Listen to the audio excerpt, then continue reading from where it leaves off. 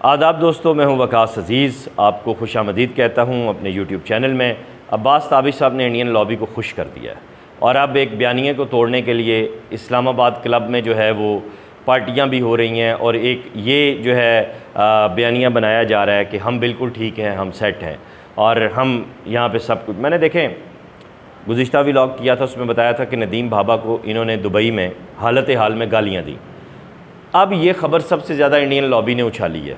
India में जश्न मनाया जा रहा है कि पाकिस्तानी शायर आपस में इतने टूटे हुए हैं और इतने लड़े हुए हैं और इनकी कोई वैल्यू ही नहीं है कि ये मुल्क से चलो पाकिस्तान में आपने ये काम किया होता तो और बात थी। इंटरनेशनल स्टेज पे जाके आपने मेरे सब जिलाली परचम को बेवकार कर दिया, बेतौकीर कर दिया। पाकिस्तान को तो आप लूट के खा गए, वहाँ पे आपने मेरे मुल्क की सालमियत के ऊपर सवाल खड़ा कर दिया और उन लोगों को आपने हंसने का मौका दे दिया जो मेरे अनगिनत मतलब लाखों कश्मीरी शहदा का खून है जिनकी गर्दन के ऊपर।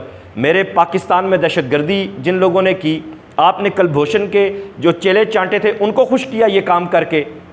आपने इंटरनेशनल मंच पे पाकिस्तान को बेतौकीर कर दिया और अब मैं हैरान हूँ इदारों के ऊपर कि एक शख्स जो पाकिस्तान को इंटरनेशनली यूं कर रहा है, डिफेम कर रहा है, उसके अलावा उसके हवाले से कोई बात ही नहीं हो रही, कोई कार्रवाई नहीं हो रही। फ़रहत अब्बास शाह साहब ने एक दरख्वास्त फ़ाइल की है और मुझे आज कुछ लोगों ने फ़ोन करके कहा जी कि वो तो जश्न मनाए जा रहे हैं वार्डों के, आपने उनके ख़िलाफ़ एप्लीकेशन दी है। वो मनाते रहें, कोई मसला नहीं है। मैं बहुत पुरसुकून तरीके से चलने वाला आदमी हूँ।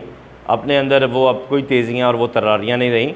मामलात और हालात के ऊपर मेरी बड़ी गहरी निगाह है और एक एक चीज़ मैं हर उस जगह रिपोर्ट कर रहा हूँ जहाँ मुझे करनी चाहिए और मेरा ये व्लॉग भी उसी रिपोर्टिंग पे है। मैं आर्मी चीफ साहब से हाथ जोड़ के गुजारिश करता हूँ कि प्लीज़ इस चीज़ का नोटिस लें। मान लिया आप बहुत सी और जगहों पे उलझे हुए हैं, लेकिन एक शख्स जिसने मेरे सब जिलाली परचम को इंटरनेशनल स्टेज पर बेतौकीर किया है उसका एहतसाब होना चाहिए। फ़रहत अब्बास शाह साहब ने जो दरख्वास्त लिखी है उसका मतन मैं आपके साथ शेयर करता हूँ। खिदमत जनाब चीफ सेक्रेटरी साहब पंजाब जनाब अली, बज़रिया सोशल मीडिया आपके नोटिस में ला रहा हूँ कि आपके सेक्रेटरी इंफॉर्मेशन अली नवाज़ मलिक ने अक़रबा परवरी की इंतहा करते हुए अपने देरीना दोस्त ग़ुलाम अब्बास अलमारूफ़ अब्बास ताबिश को अपने इख्तियारात के ज़रिए जितने फ़वाइद पहुँचाए हैं, इससे लगता है कि मलिक अली नवाज़ की ग़ुलाम अब्बास के साथ पूरी माली दिलचस्पी है। मलिक अली नवाज़ ने सबसे पहले ग़ुलाम अब्बास को अलहमरा आर्ट काउंसिल के बोर्ड ऑफ डायरेक्टर्स का मेंबर बनवाया। नंबर 2, उसके बाद अब्बास की ज़ाती तंजीम के जश्न जॉन एलिया के लिए सरकारी तामुन की और स्पॉन्सर्स हासिल करने के लिए दरपर्दा मदद की। अलहमरा के साबिक़ एग्जीक्यूटिव डायरेक्टर सलीम सागर पर दबाव डाला कि अलहमरा का किराया मुबलिक 5 लाख माफ़ कर दिया जाए, जो कि सलीम सागर ने इनकार कर दिया और उसकी सज़ा उन्हें ओहदे से हटने की सूरत में दी गई। सेक्रेटरी इन्फॉर्मेशन ने ग़ुलाम अब्बास के कहने पर मुझे यानी फ़रहत अब्बास शाह सदारती अवार्ड याफ्ता शायर और ऑक्सफोर्ड यूनिवर्सिटी से इकनॉमिक थ्योरी पर कबूलियत लेने वाले अदीब को बज़्म इक़बाल के मजल्ले सहमाही इक़बाल के मदीर की हैसियत से कॉन्ट्रैक्ट के 4 माह बाद डायरेक्टर बज़्म इक़बाल की अदम मौजूदगी में direct section officer establishment branch के दस्तखत से टर्मिनेट करवाया। नंबर 5, सेक्रेटरी अली नवाज़ मलिक ने ज़ाती दिलचस्पी से सिविल अवार्ड्स के प्रोसेस की वायलेशन करते हुए ग़ुलाम अब्बास का नाम अप्रूव करवाया। हालांकि ग़ुलाम अब्बास ख़ुद तस्लीम करता है कि दुनिया उसे शायर नहीं मानती बल्कि चोर शायर मानती है और शायर उसे नया कलाम सुनाते हुए डरते हैं कि कहीं चोरी ना कर लिया जाए। जनाब नंबर 6, जनाबे वाला ये मलिक अली नवाज़ की ज़ाती दिलचस्पी ही थी कि उसने मजलिस तरक्की अदब का बोर्ड बनाकर अब्बास को न सिर्फ बतौर सदर नशीन तकर्री करवाई बल्कि आज के हालात में उसकी तनख्वाह 1,20,000 से बढ़ाकर डायरेक्ट 3 लाख करवाई। शुनीद ये भी है कि उसमें से हर माह 1 लाख रुपया मलिक अली नवाज़ की जेब में जाएगा, वरना किसी छोटे बजट वाले इदारे के डायरेक्टर की यकदम इतनी तनख्वाह बढ़ाने का कोई कानूनी या इखलाकी जवाज़ नज़र नहीं आता। ज़राए ने इस बात की तस्दीक की है।